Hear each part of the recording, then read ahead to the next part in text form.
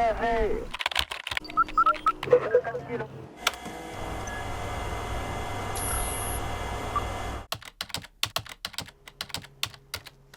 dessous, tu as tous les logiciels malveillants. Donc après, ça remonte au mode opérateur.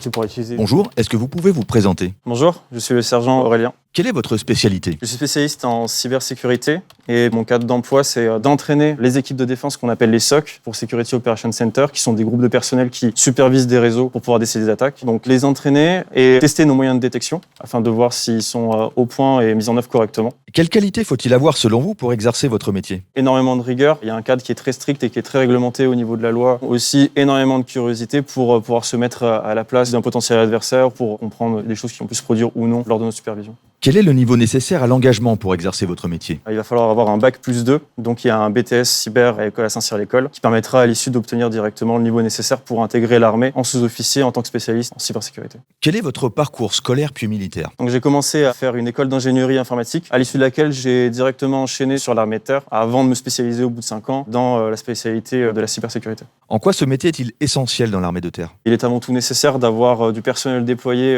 aussi bien le territoire national qu'en opération extérieure qui supervise ces réseaux afin de déceler des potentielles attaques ennemies. Auriez-vous un exemple concret d'un type d'action que vous êtes amené à effectuer? Oui, lors d'une mission en opération extérieure, on a été amené à détecter un support amovible infecté. On a pu mettre en œuvre des moyens de défense qui ont permis l'isolation de cette infection, éviter qu'elle se propage sur le reste du réseau. Ainsi, on a pu protéger le bon déroulé de la mission. Mais vous êtes avant tout un soldat, non? Oui, on a un entraînement sportif forcément régulier, de l'entraînement au tir, de l'entraînement au secourisme, au combat, évidemment. Si on est amené à être déployé sur des territoires qui peuvent être hostiles, il peut se passer des choses qui nécessitent l'emploi de toutes ces connaissances et de cet entraînement. Est-ce que vous auriez un message à faire passer à ceux qui voudraient s'engager dans votre spécialité? Si j'avais un conseil à donner, ça serait de ne pas hésiter à s'engager et à tester au moins les classes. C'est un bon moyen de dépassement et de toute manière ensuite l'armée nous forme dans le domaine de la cybersécurité.